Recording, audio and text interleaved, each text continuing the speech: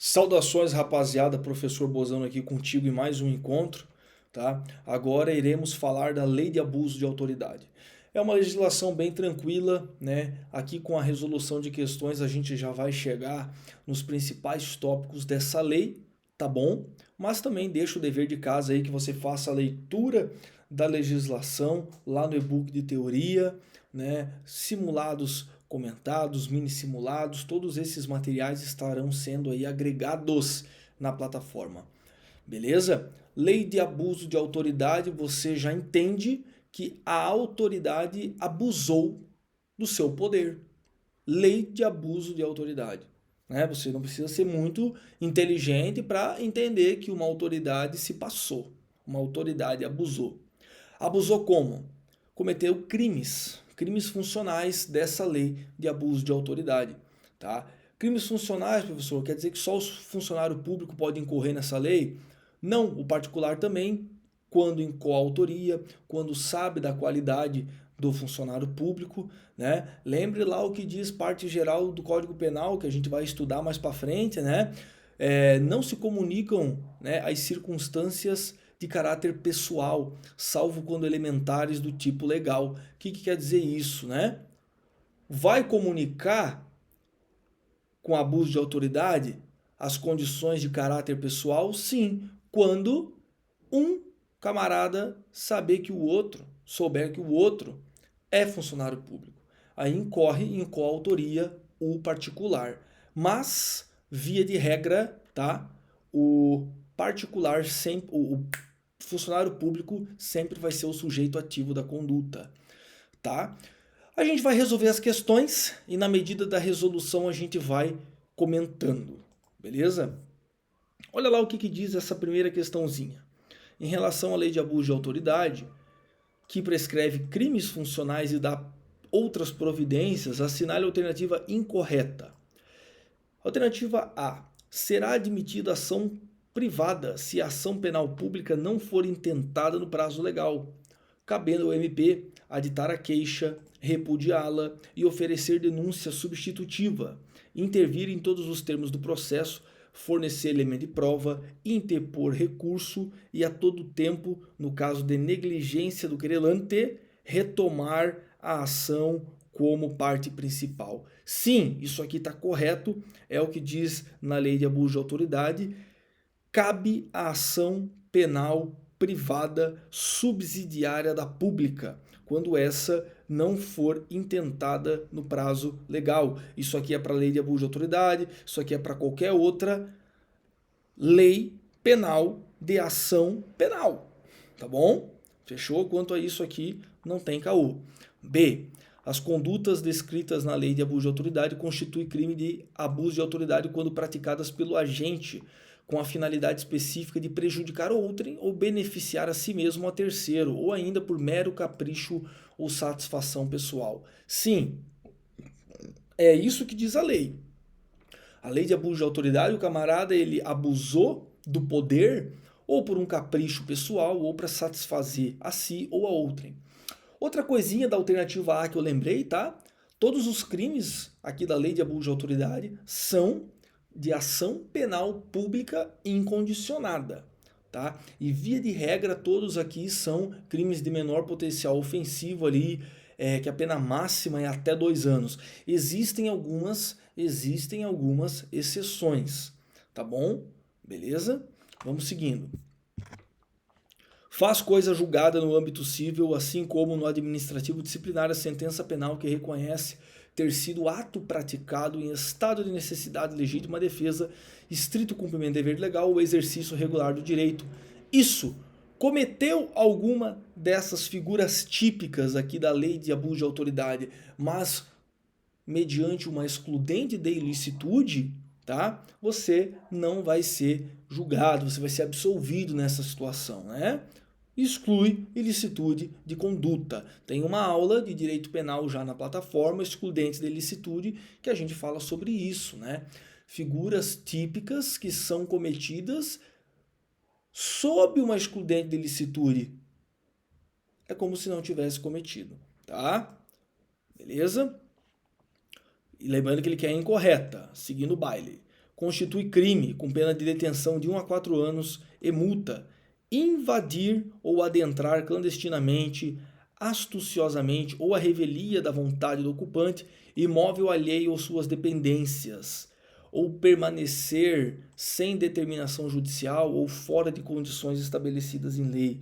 Isso é a violação de domicílio sem mandado judicial, por exemplo, ou sem estar em flagrante delito. É um crime funcional, tá? Pode ver aqui que é de 1 a 4 anos, tá? Já mudou daquela pena que eu falei para você, porque a maioria dos crimes são de menor potencial ofensivo, mas tem alguns que muda, tá bom? Mas sim, isso aqui é um crime previsto na Lei de Abuso de Autoridade. São efeitos da condenação a perda de cargo, do mandado ou função pública e a inabilitação para o exercício de cargo, mandado ou função pública pelo período de 1 a 8 anos? Não, tá? Nós temos na Lei de Abuso de Autoridade os institutos dos efeitos da condenação. Quais são os efeitos da condenação? O primeiro efeito da condenação obrigatório: dever de indenizar o ofendido. Dever de indenizar o ofendido. Você vai indenizar a vítima do crime ali que você cometeu. Esse é o primeiro instituto, tá, de consequência da condenação, efeito de condenação automático. Depois a gente tem outros dois institutos, né, outros dois efeitos da condenação que são condicionados à reincidência específica em crime de abuso de autoridade. O primeiro é o quê? Perda da função pública, perda do cargo público, tá? E o segundo, né, efeito da condenação que é condicionado à reincidência específica é a inabilitação para exercer um novo cargo público, tá? Pelo período de 1 a 5 anos, tá? Então o que acontece? Você é reincidente específico no crime de tortura ali da abuso de autoridade, por exemplo.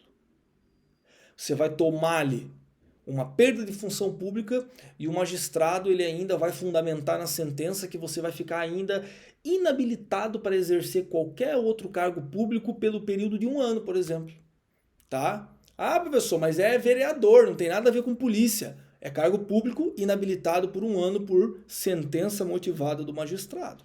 Tá? Então, institutos do efeito da condenação por abuso de autoridade. Entendeu? Vamos seguir. Próxima questão. O gabarito aqui é a E, porque errou o 1 a 5, botou 1 a 8. Próxima questão. Referente à lei de abuso, ó. A divergência na interpretação da lei ou avaliação de fatos não configura abuso de autoridade. Isso não configura, né? Beleza? Tá assim que é na lei, não discuta com a lei. O que quer dizer isso, professor? Divergência, interpretação de lei. Porra, o juiz de primeiro grau, ele interpreta a lei, ele interpreta a sentença de uma maneira, né? Às vezes, você, teu advogado, pode concordar ou não. Se não concorda, o que acontece? Recurso para o Tribunal de Justiça, segunda instância. Aí o desembargador lá, você vai pleitear o recurso, por exemplo, né? Ainda bem que tem isso, né? Senão tava todo mundo ferrado ou não, né? Vamos lá. B. Os crimes na lei são de ação pública incondicionada? Sim, já falamos disso.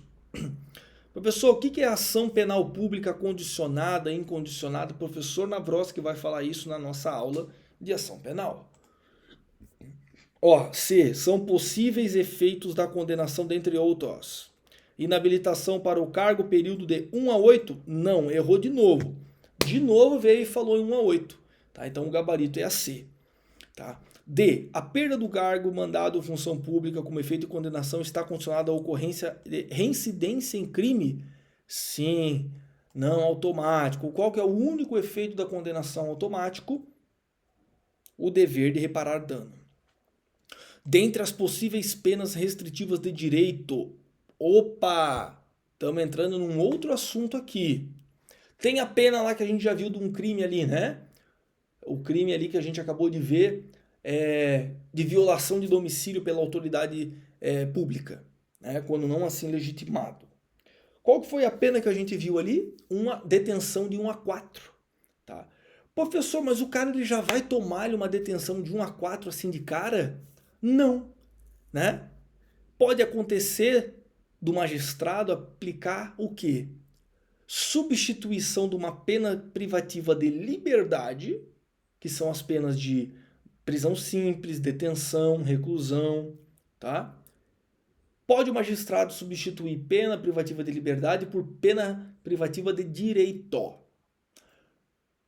Claro, tem que cumprir ali, né? Não ser reincidente. Tem alguns requisitos jurídicos que o juiz vai analisar, tá? Que não cabe falar aqui agora. Mas pode substituir a pena privativa de liberdade por restritiva de direito. Ah, professor, quais são as penas restritivas de direito da lei de abuso de autoridade? Vamos acompanhar a questão. Olha lá o que diz. Olha lá o que diz. Entre as possíveis penas está a suspensão do exercício do cargo ou da função do mandado pelo prazo de 1 a 6 meses, com perda de vencimento. Isso, suspensão do cargo. 1 a 6 meses com perda de vencimento, né? E também tem uma outra pena aqui, restritiva de direito, que é qual? Serviço comunitário. Beleza? Fechou? Olha lá. Assinale a correta contra a lei de abuso de autoridade. Os crimes previstos são de pública condicionada? Não. É incondicionada a representação. A divergência na avaliação configura abuso? Não, não configura, acabamos de ver. Reputa-se agente público para efeitos da lei todo aquele que exerce, salvo se sem remuneração, cargo, emprego ou função? Não. Quem é o agente público aqui para fins penais? Isso aí lá na minha aula de crimes contra a administração pública eu falo sobre isso. Agente público para fins penais é qualquer um que exerce uma função do Estado, que exerce uma função pública. Ah, eu fui estagiário lá da casa do caralho da função pública. É agente público para efeitos penais. Ah, eu fui mesário da eleição. Ah, eu fui voluntário não sei do que lá da secretaria tal. É funcionário público. Com ou sem remuneração, dane-se, tá? Para efeitos penais. Vamos seguir aqui, tá bom? D. Constitui efeito automático da condenação. A inabilitação, não. A gente já viu que não é efeito automático da condenação. O efeito automático da condenação é o quê? O dever de reparar o dano, tá bom? E. As responsabilidades civil-administrativas são independentes da criminal, não se podendo mais questionar sobre a existência ou autoria do fato quando essas tenham sido decididas em juízo criminal. Isso, já vimos isso, esse é o nosso gabarito, tá? Vamos para a próxima questãozinha, tá? Ele quer o exceto, nos termos da lei de abuso de autoridade, o exceto. Configura crime, figuras típicas, você vai ler lá depois com calma quais são as figuras típicas incriminadoras da lei de abuso de autoridade, tá? Olha lá, configura crime. Deixar de identificar-se ou identificar-se falsamente ao preso é crime, tá? Porque na Constituição já diz que o preso, né, ele tem o direito de saber quem tá prendendo ele. O preso tem direito de saber o nome do polícia que está prendendo, que está colhendo o interrogatório dele. O preso tem direito, lá está na nossa Constituição, né, que quando você prende alguém, você tem que comunicar à família do preso, a pessoa indicada por ele. O juiz tem que ser informado. Se você não faz isso, é crime de abuso de autoridade, tá? Ó. B. Proceder à obtenção de prova em procedimento de investigação ou fiscalização por meio manifestamente ilícito. Crime, tá? Submeter o preso capturado em flagrante delito a interrogatório policial durante o período de repouso noturno. Isso aqui está errado, isso aqui não é crime. Presta atenção. Você submeter o preso durante o período noturno de repouso a interrogatório policial, isso é crime. Agora, se você prendeu ele em flagrante, você tem que fazer o auto de prisão em flagrante lá na delegacia, né? Independentemente se é período noturno ou não. Agora, se você prendeu o camarada de tarde, aí tava a delegacia socada, o cara ficou na cela. Aí ficou na cela, ninguém colheu o depoimento dele, já era 10 e pouco da noite, o delegado chega para fazer o depoimento. Aí não pode, porque é período de repouso noturno, tá? A menos que o preso consinta. Não, eu quero dar o depoimento. Beleza. Do contrário, se colher o depoimento em repouso noturno, crime. Ah, professor, não concordo, isso aí é o PT, não tem nada a ver, é a lei, tá? Tá na lei, tem que obedecer a lei. Vamos seguir. Manter presos de ambos sexos na mesma cela, claro que é crime, né? Pelo amor de Deus, tá? E constranger a depor sob ameaça de prisão pessoa que em razão de função, ministério, ofício ou profissão deva guardar segredo ou resguardar sigilo. É você, polícia brabo, vai lá e constrange o padre a dar um depoimento, a revelar alguma informação, porque você sabe que na missa lá vai um monte de faccionado e aí os caras às vezes vão se confessar pro padre para pedir perdão, né? E o padre fala, reza 10 Ave Maria que você está perdoado. Aí você, polícia, quer ir lá no padre pedir a confissão do padre, que ele confesse, que ele fale o que ele sabe. Não pode, tá? Falou isso, entender que você fez isso com o padre, com o psicólogo, com o psiquiatra, que eles guardam segredo. Lenha em você crime, tá? Porque o que acontecia muito? O polícia chegava muitas vezes no psicólogo do presídio, no psicólogo do estabelecimento prisional, para coagir o psicólogo a falar informações. Porque o psicólogo, quando vai ali conversar com o detento, ele fala que é sigilo, tal, o detento pode abrir o coração, que tem muitos detentos que faz sessões de psicólogo, né? É direito deles, inclusive, no estabelecimento prisional. Aí por isso que teve essa atualização legislativa, porque daí os polícias iam lá e queria saber as informações do psicólogo, e não pode, tá? Pau. Vamos seguir. Última questão. José, delegado de polícia de plantão noturno, delegacia Anápolis. Já fui a Anápolis, tá? Uma cidade feia e quente pra caralho. Vamos continuar. Percebe a chegada de 2 policiais militares conduzindo uma pessoa presa por flagrante e por crime ambiental. Após inquirir oficialmente os milicianos, aqui a banca ela errou, tá? É uma banca, deve ser uma banca de esquerda, porque chamar policial militar de miliciano, isso aqui é uma calúnia, tá? Calúnia é você imputar falsamente a alguém fato definido como crime, então isso aqui, beleza. Mas tá errado. Após inquirir oficialmente os milicianos, inicia o interrogatório da pessoa capturada, mas ela informa que deseja se manter em silêncio. Opa!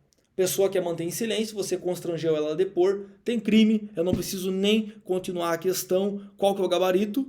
Qual que é o gabarito? Vamos ler. Os policiais militares se incomodam e iniciam constrangimento para que a pessoa responda às perguntas de José.